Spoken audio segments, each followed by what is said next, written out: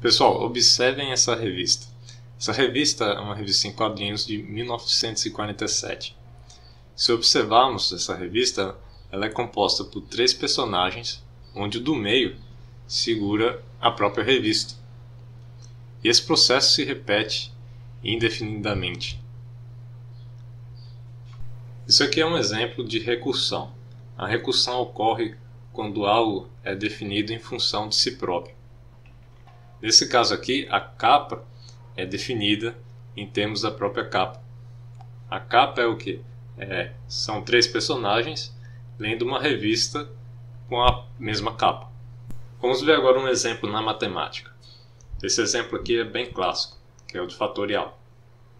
O fatorial ele pode ser definido como o produtório de i variando de 1 até n. Ou seja, nós vamos pegar todos os números de 1 até n e multiplicá-los para obter o n fatorial. O fatorial também pode ser definido de forma recursiva. Como é essa forma recursiva? O fatorial de n é n vezes o fatorial de n menos 1. Por exemplo, 5 fatorial é 5 vezes o fatorial de 4. Vejam então que o fatorial aqui está definido em função de outro fatorial. Isso é recursão. E aí, claro, eventualmente essa recursão vai ter que parar em algum momento. E para isso definimos no processo recursivo 2 partes: a chamada recursiva e o caso base. Nós temos a chamada recursiva quando temos a definição da função em função dela própria. Então, nesse caso aí do fatorial, é esse caso em que o n fatorial é definido como n vezes o fatorial de n menos 1. E aí o caso base são aqueles casos em que a definição não mais é recursiva. Então, no caso do fatorial, seria quando o n for 0. Às vezes também se define quando o n for 1. E aí, nesse caso, o n fatorial é igual a 1. E aí não é mais definido em função de si próprio. Pessoal, e aí como é que isso aqui pode ser implementado? Como é que o fatorial pode ser implementado aqui na linguagem C? Então vamos criar aqui uma função. Vai retornar um inteiro, que é o valor do fatorial. O nome da função vai ser fatorial. O parâmetro vai ser aquele n, a função vai calcular, no caso, n fatorial. E aqui dentro da função, o que nós vamos fazer? Vamos analisar esse valor de n para avaliar o que? Se estamos no caso base ou se vamos realizar a chamada recursiva. Então vamos definir o caso base aqui. Para isso colocar um condicional. E se n for 0, nós vamos retornar 1. Essa é a definição do caso base. O fatorial de 0 é 1. Se não for esse o caso, então vamos fazer a chamada recursiva. E a chamada recursiva é o quê? O fatorial de n é n vezes o fatorial de n menos 1. Então, aqui é o caso base. E aqui são os casos em que fazemos as chamadas recursivas. No caso aqui só uma chamada. Uma coisa que precisamos prestar bastante atenção aqui na recursão é a questão da pilha de chamadas. O que acontece durante a execução do programa quando uma função chama a si própria? Nós vimos algumas coisas relacionadas a isso na aula de funções. Lá eu falei um pouco sobre a pilha de chamadas. Lá tínhamos a função main, a função main chamava uma outra função e essa outra função chamava outra função. E essa outra função retornava para a segunda função e a segunda função retornava para a primeira, né, fazendo uma pilha. Eu vou colocar aqui do lado aí um pouquinho da aula passada de forma acelerada, mas vocês podem acessar o link para assistir essa parte melhor. E aí não vai ser diferente aqui quando fazemos a chamada recursiva, né? A função chamando a si própria. Cada chamada recursiva vai acrescentar um novo bloco na pilha, representando aquela chamada específica. E essa pilha aí pode crescer tantas quanto forem as chamadas recursivas. Vamos ver aqui um exemplo do fatorial. Então, quando chamamos, por exemplo, fatorial de 5, o fatorial de 5 vai retornar 5 vezes fatorial de 4. O fatorial de 4 precisa ser resolvido para que fatorial de 5 retorne. Então, vamos resolver fatorial de 4. E aí, fatorial de 4 vai retornar o quê? 4 vezes fatorial de 3. Isso faz com que a chamada fatorial de 4 seja adicionada na pilha, que agora depende do resultado fatorial de 3. Então vamos adicionar na pilha fatorial de 3. Aí fatorial de 3 retorna 3 vezes fatorial de 2. Então dependemos agora de fatorial de 2. Fatorial de 2, por sua vez, vai retornar 2 vezes fatorial de 1. Fatorial de 1 retorna 1 vezes fatorial de 0. E aí na chamada de fatorial de 0 vai retornar 1, que é o caso base. Aí não depende mais de uma chamada recursiva. E a fatorial de 0 retorna 1. O fatorial de 0 vai ser retirado da pilha. E a execução do programa volta para a chamada de fatorial 1. Fatorial 1 agora tem um resultado, né, que é 1 vezes 1. Então vai retornar 1. E aí agora fatorial de 2, né, que tem o resultado. Vai retornar 2. Vai ser retirado da pilha, volta. Veja que a execução do programa sempre volta para o topo da pilha, né? Então, por exemplo, aqui, fatorial de 3, vamos resolver, vai retornar 6, é retirado da pilha, e a execução volta para onde? Aí olhamos para o topo da pilha, né? Com a retirada de fatorial de 3, o topo da pilha fica fatorial de 4. Então é nessa chamada que nós vamos voltar. E a fatorial de 4 vai retornar 24. Voltando agora para o fatorial de 5, vai finalmente retornar aí 5 vezes 24 a 120. Agora vamos ver um outro exemplo em que a pilha de chamada não fica tão óbvia. Aqui é a sequência Fibonacci. Então a sequência Fibonacci começa com 1. O segundo elemento da sequência vai ser 1 também. E a partir daí, o enésimo da sequência é a soma do n-1ésimo mais o n-2ésimo. Esses dois aqui compõem o caso base. E esse aqui é a definição recursiva. Então, como é que ficaria essa sequência? Começaríamos com 1 e 1. E a partir daí é a soma dos dois anteriores. Então, o próximo vai ser 2, depois 1 mais 2 é 3. O próximo vai ser a soma de 2 com 3, então 5. Depois 8, 5 mais 8, 13 e assim por diante. O que temos de grande diferença aqui nesse exemplo é que, ao contrário do fatorial, em que tínhamos cada chamada de fatorial fazia uma chamada recursiva, aqui em Fibonacci temos duas chamadas recursivas. Aqui nessa figura eu coloquei o que seriam as chamadas. Coloquei f aqui, esse f seria equivalente aqui à função fib. Então quando chamamos aqui f5, queremos saber o quinto elemento da sequência. E o quinto elemento da sequência é a soma do quarto com o terceiro. E aí precisamos resolver isso aqui recursivamente. Isso aqui acaba formando uma estrutura parecida com uma árvore de cabeça para baixo. Cada chamada dessa precisa de duas chamadas recursivas, exceto nos casos base aqui, quando chega no segundo ou no primeiro.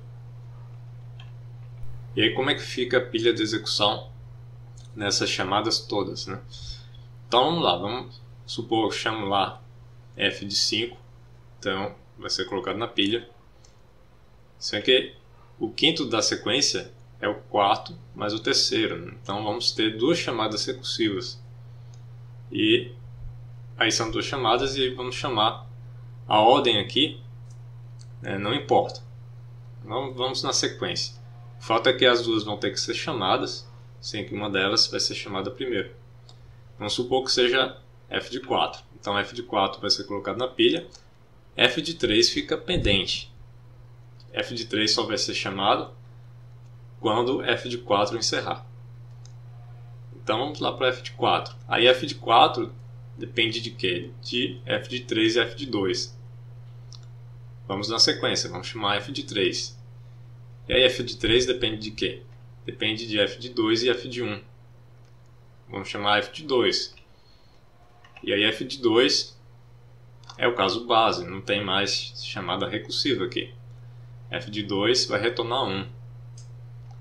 E aí a execução volta para onde? Para f de 3, que vai chamar f de 1. F de 1 também é caso base. Ela vai retornar 1 para f de 3.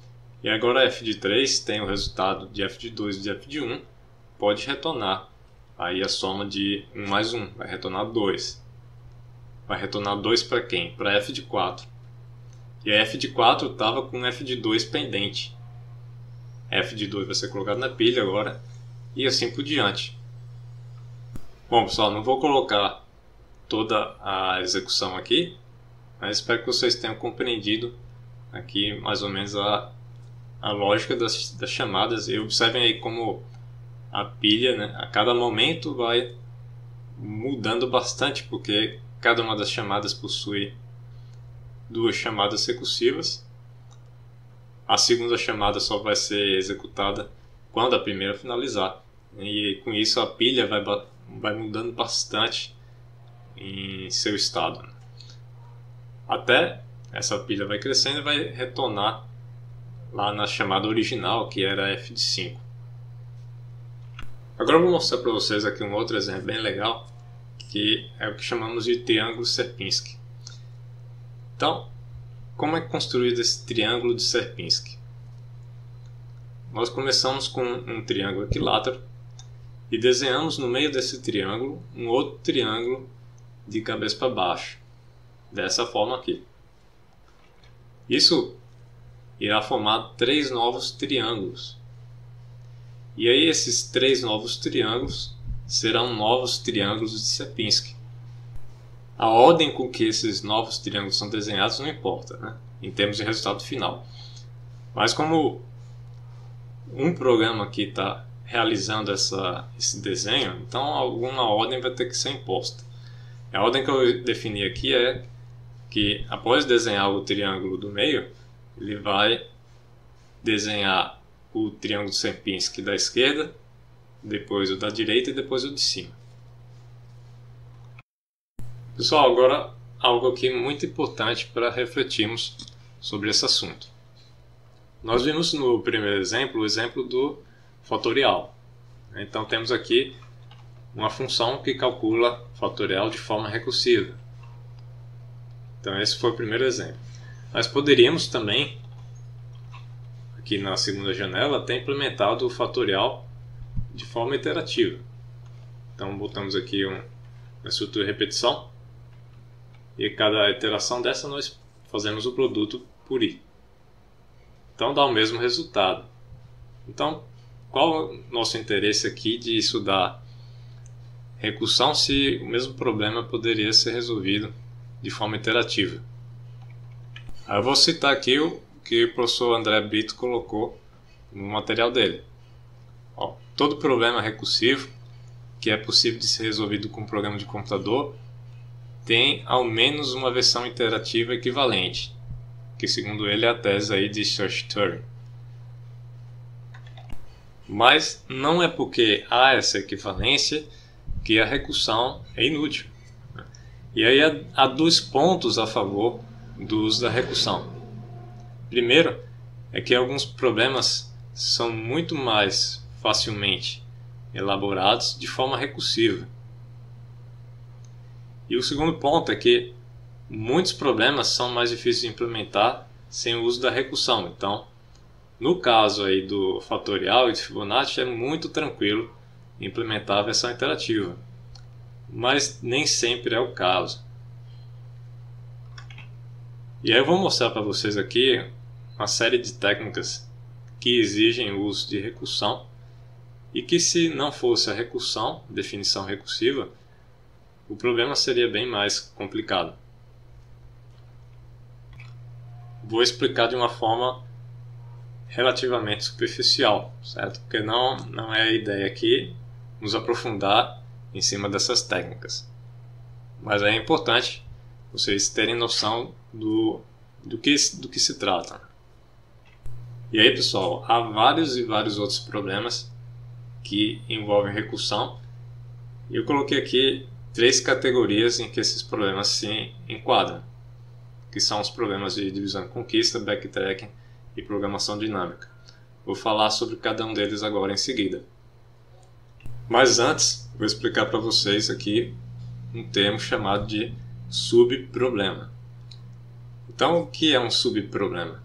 Um subproblema consiste em uma instância que dizemos que é menor do que o problema original. É basicamente o mesmo problema, mas de uma forma reduzida. Por exemplo, vamos supor que tenhamos aqui o problema de calcular a área de um polígono convexo. E aí, o que podemos fazer aqui para calcular essa área é dividir esse polígono convexo em triângulos menores. Que aí talvez o cálculo da área do triângulo seja mais fácil do que uma fórmula para calcular a área do polígono convexo. Então temos um problema maior aí, que é a área do polígono convexo, e aí dividimos esse problema maior em problemas menores. Então, nesse exemplo da figura, né, temos a área do polígono A, dividimos esse polígono em 3 triângulos, T1, T2 e T3, resolvemos cada um desses subproblemas e, de posse dos resultados, nós somamos essas áreas para ter a área do polígono A. E aí entramos agora numa categoria de algoritmos que chamamos de divisão e conquista. Um exemplo clássico é o algoritmo de ordenação merge sort. Então, como é que funciona esse algoritmo? Nós temos aqui um vetor de inteiros, então é um vetor aí de 8 inteiros, com 2, 7, 4, 6, 3, 1, 8, 5. E aí queremos ordenar esse vetor. Então, como é que funciona o merge sort? Nós vamos dividir esse problema, que é ordenar o vetor de 8 inteiros, em 2 subproblemas. E quais são esses subproblemas?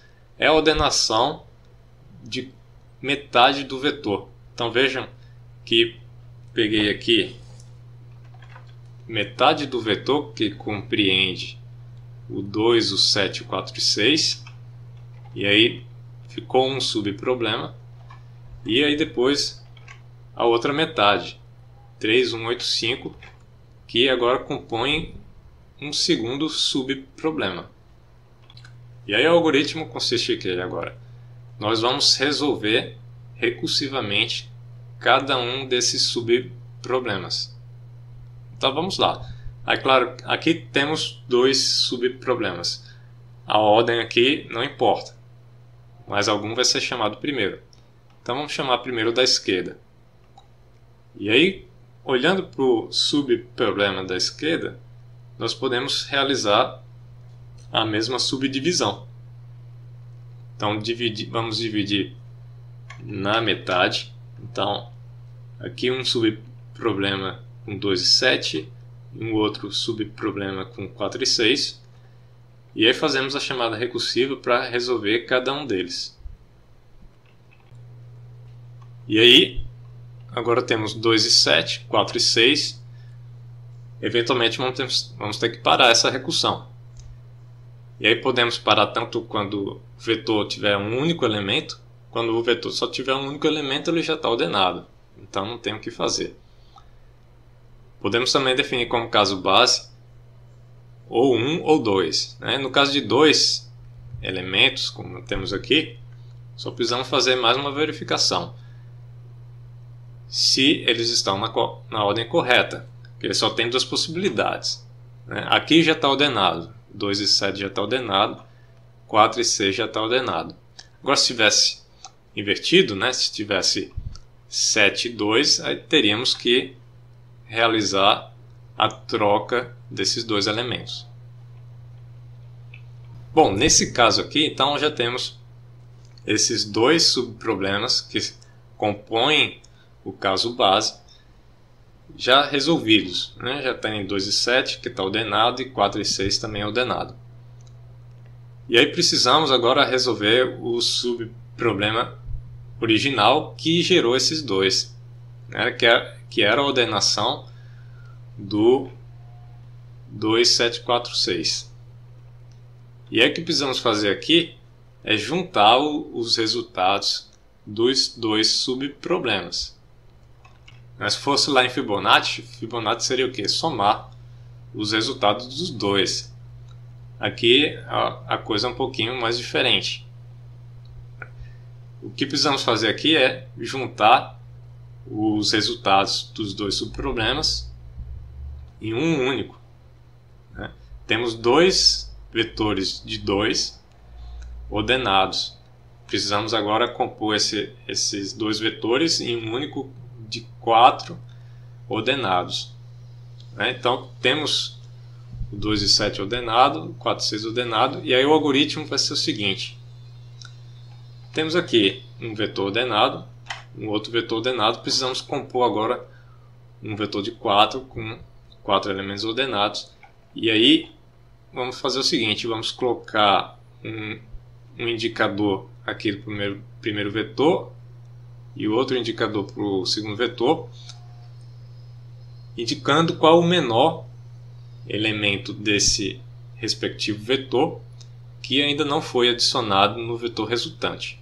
Lembrando aqui que nós precisamos compor aqui um novo vetor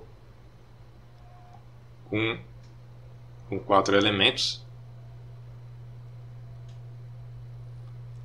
E aí o que nós vamos fazer é pegar o menor dos dois. Então, o menor do primeiro vetor é 2, o menor do segundo é 4. Então vamos pegar o 2, né? Então, vamos ter um 2 aqui.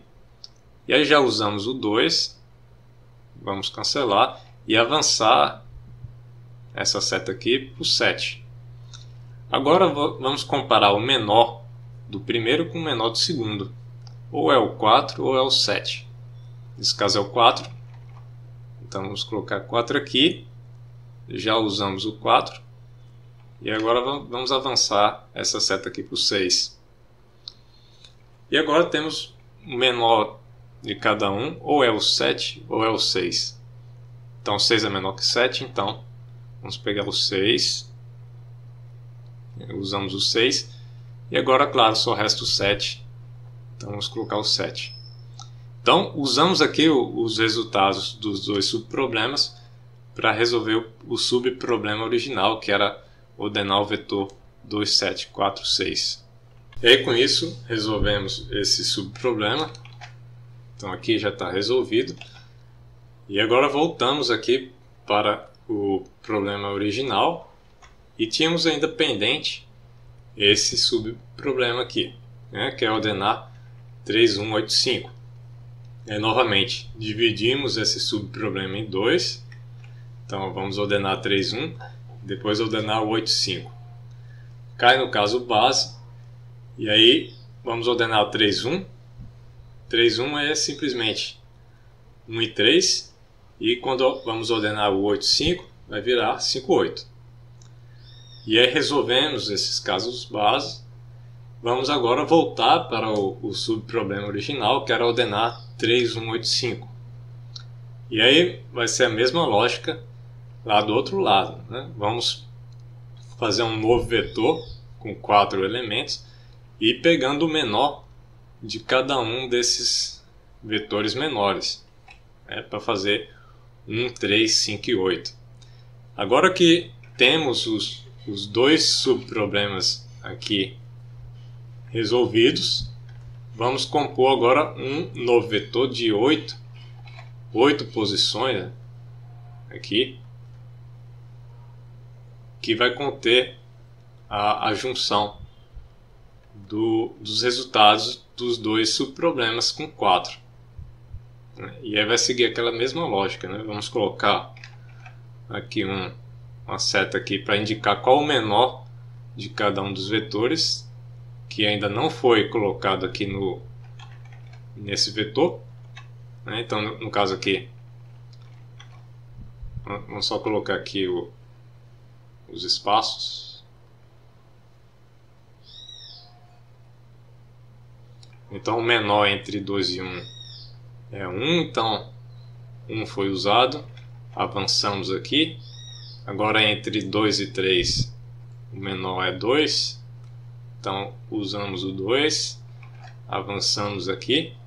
Agora vamos comparar 4 e 3, o menor é 3, então aqui foi usado, avançamos.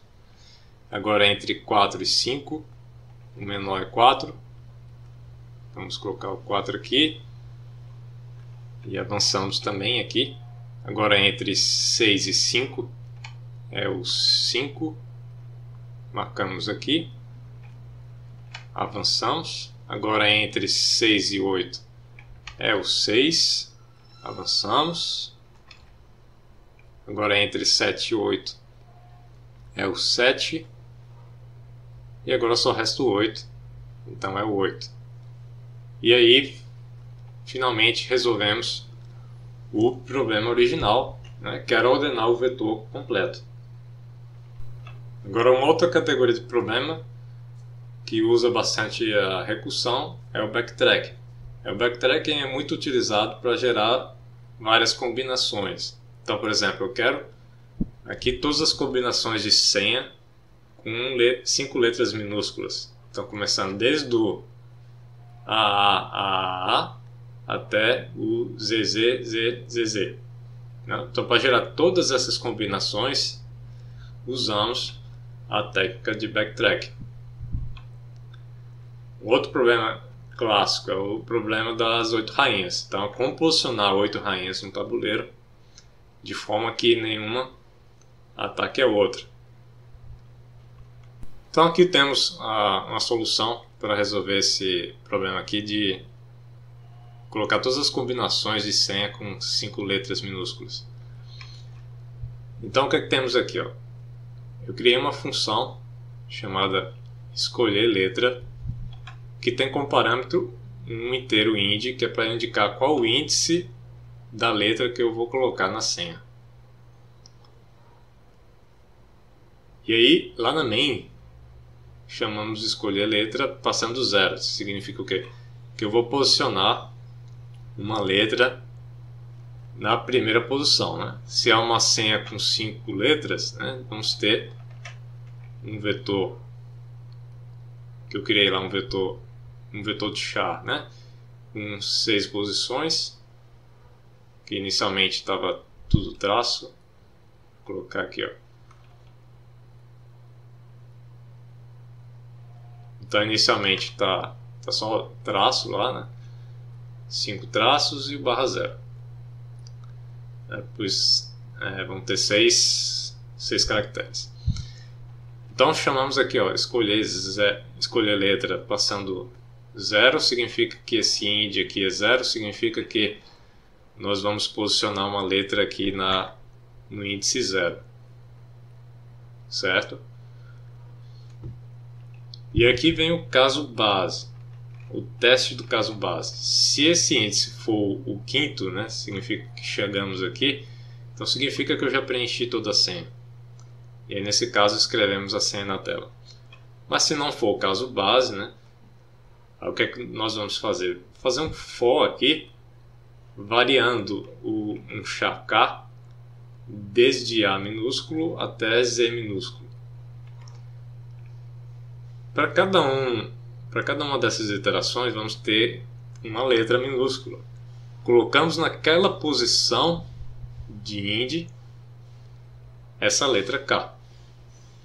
Então, por exemplo, quando fazemos a chamada aqui, a escolher letra, passando 0, não vai ser o caso base, vai chegar aqui no for, o K vai para A, então significa que vai ser colocado aqui um A, né, aqui em senha int igual a K, E aí, depois de colocar essa letra, nós vamos fazer uma chamada recursiva para posicionar a próxima letra. Então, ind mais 1.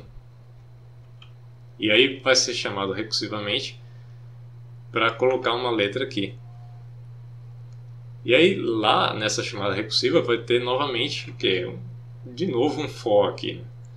Vai ter um novo for colocando todas as possibilidades, começando por A, né? Então vai começar por A, e aí para essa letra vai fazer uma outra chamada recursiva para posicionar a letra na posição 2, né? Vai colocar A também,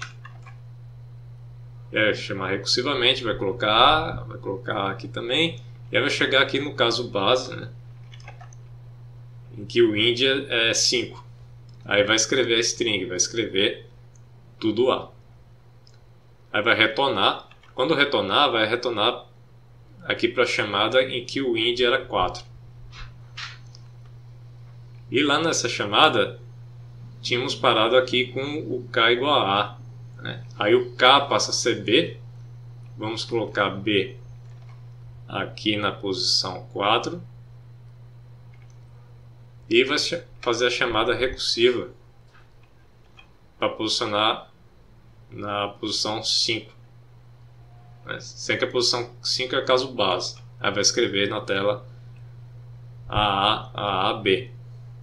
Depois vai retornar, vai voltar para a chamada anterior. E aí vai escrever AAC e assim por diante até AAZ. E aí vai finalizar esse for, e aí vai voltar para a chamada que estava na pilha, que era essa daqui, né? E aí vai, por sua vez, aqui alterar para B, né? E aí vai começar tudo de novo, vai botar A aqui e assim por diante. Isso vai até gerar a última combinação, que é tudo Z. Essa é um dos exemplos mais simples de backtracking, né? Que não tem nenhuma restrição. Aqui no caso do problema das 8 rainhas, temos restrições, porque quando posicionamos aqui uma rainha, né, fazemos o backtracking, aí vamos posicionar a segunda rainha. Essa segunda rainha não pode ser colocada em qualquer canto, né? Vai ter que ser colocada somente em posições que não atacam a primeira rainha. Quando for colocarmos a terceira rainha, temos que verificar se não ataca nem a primeira nem a segunda, né? E assim por diante. Então vai exigir um código um pouco mais elaborado nesse caso. E aí, por fim, pessoal, temos a terceira categoria de problemas que envolvem recursão, que são os problemas em programação dinâmica. Os problemas em programação dinâmica têm os subproblemas, sem que há algo diferente em relação à divisão e conquista. Lá na divisão e conquista temos o problema original, dividimos em subproblemas, resolvemos esses subproblemas para resolver o problema original. Aqui na programação dinâmica é parecido, mas há superposição de subproblemas. O que significa isso? Um exemplo lá em Fibonacci. Fibonacci, o enésimo elemento da sequência é o n-1ésimo mais o n-2ésimo. E aí o que acontece? Por exemplo, quando chamamos para calcular o décimo, vamos precisar do nono e do oitavo. E aí vamos pela ordem aqui, né? Vamos resolver primeiro o nono. Aí no nono precisamos do oitavo e do sétimo. No oitavo precisamos do sétimo e do sexto. Sem que vejam que, por exemplo, quando calculamos o sétimo, quando voltamos para calcular o nono, vamos ter novamente a chamada ao sétimo. Sem que o sétimo já foi calculado aqui. Então, para que calcular de novo, né? Então, isso aqui é o que chamamos de superposição de subproblemas. Então, aquele mesmo subproblema é resolvido várias vezes. É claro que nós vamos evitar que isso seja repetido. Então, inclusive o que a gente chama de memoization. Memoization é, conforme fomos resolvendo esses subproblemas, nós vamos armazenando esses resultados de forma que quando esse subproblema for requisitado novamente, nós simplesmente recuperamos os valores ao invés de fazer várias outras chamadas recursivas. E além dessa superposição de subproblemas, temos também uma subestrutura ótima. Isso significa que é possível compor a solução ótima através da solução ótima dos subproblemas.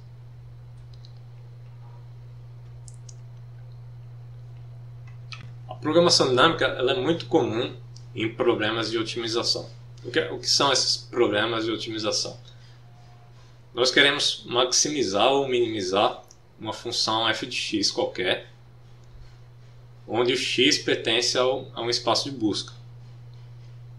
E aí as soluções que são resolvidas com programação dinâmica permitem explorar de forma eficiente esse espaço de busca. Geralmente esse espaço de busca é gigantesco. E aí a programação dinâmica vai dar uma solução em um tempo razoável. Vou fazer uma analogia aqui. Vamos supor que você tem uma chave e você eventualmente perdeu essa chave. Onde é que está essa chave? A princípio essa chave poderia estar em qualquer lugar do mundo. Poderia estar em Recife, Porto Alegre, lá no Japão. Mas como você é uma pessoa que talvez aqui de Natal, então ok, não vai estar no Japão porque não estive no Japão. A mesma coisa pode se aplicar, por exemplo, pode estar na minha casa, mas não deve estar no vizinho porque eu não fui no vizinho. Então o espaço de busca é gigantesco, pode estar em qualquer lugar do universo. Mas você pode reduzir esse espaço de busca fazendo alguns raciocínios lógicos. Então se eu não estive no vizinho, se a chave não está no vizinho, não vai estar no quarto do vizinho, porque não está no vizinho. Então com isso a gente vai, de certa forma, diminuindo o espaço de busca de forma que o espaço de busca seja reduzido a ponto de conseguirmos encontrar a chave em tempo suficiente. Um exemplo clássico da programação dinâmica é o problema do troco em moedas. Então temos um conjunto de moedas, vamos supor aqui, de 1 centavo, 5, 10, 25 e 50 centavos. Aí temos um valor V, por exemplo, 14 centavos. E aí estamos interessados aqui nas combinações cuja soma resultem em 14 centavos, só usando essas moedas. Então estamos interessados aqui nessas variáveis aqui A, B, C, que são as quantidades de moedas aqui para 1, 5, 10, 25 e 50 centavos respectivamente, de forma que somando os valores resulte em 14. Então, por exemplo, uma solução possível aqui seria A igual a 14, significa 14 moedas de 1 centavo. Uma outra possibilidade seria, por exemplo, A igual a 4 e B igual a 2, porque B aqui representa a quantidade de moedas de 5 centavos. Então, duas moedas de 5 e 4 de 1, resulta em 14 centavos. Certo? E aí, vamos colocar agora um outro problema, que é o seguinte: dessas combinações, qual o menor número de moedas que podemos usar para compor esse valor? E aí o problema parece simples, mas é complicado. Por quê? Porque, por exemplo, se considerarmos V igual a 1000, quero compor aqui vai dar 10 reais, 1000 centavos. Então existem 801.000 possibilidades, combinações, né, de usar essas moedas de forma a compor 1.000 centavos. E se colocarmos 5.000, já cresce para 430 milhões de possibilidades. E aí, a princípio, teríamos que varrer todas essas possibilidades em busca da possibilidade que resulte no menor número de moedas, né? Algumas soluções, por exemplo, essa solução aqui usa 14 moedas, essa daqui usa somente 6 moedas. Então eu quero saber qual a menor quantidade de moedas. Então a princípio teria que varrer todo esse conjunto de possibilidades. E aqui vou lembrar da analogia que eu fiz lá de buscar a chave, né? Será que precisamos varrer todo esse espaço de busca, né? Será que tem uma forma mais inteligente de explorar esse espaço de busca? E tem, né? Que é justamente usando a ideia de programação dinâmica. Só para dar, vamos entrar em detalhes aqui na programação dinâmica, mas só para ter uma ideia aqui como isso aqui poderia ser reduzido, né? Por exemplo, considere que o V é igual a 5. Queremos compor aqui 5 centavos. Qual a menor quantidade de moedas para compor o 5? É 1, né? É 1, que é simplesmente uma moeda de 5 centavos. Agora considere V igual a 6. Vocês concordam que teríamos uma combinação com tudo 1, né? 6 moedas de 1. Mas essa combinação não precisa nem ser considerada, porque é o seguinte: se temos 6 centavos, certo? E considerarmos que 1 centavo compõe esses 6 centavos, isso significa que ainda restam 5 centavos para compor. Sem que, como colocamos aqui na linha anterior, aqui, ó, a menor quantidade de moedas para 5 centavos é 1. Então, se eu estou usando uma moeda de 1 centavo e ainda preciso de uma outra quantidade de moedas para compor 5, não faz sentido eu explorar 5 moedas de 1, porque eu já soube anteriormente que o mínimo para compor 5 é 1. Se o mínimo para compor 5 é 1, então aqui eu já sei que essa possibilidade aqui, né, de compor 5 moedas com 1 não precisa nem ser explorada, né? Então veja como podemos elaborar aqui a solução de forma a minimizar o tamanho do espaço de busca.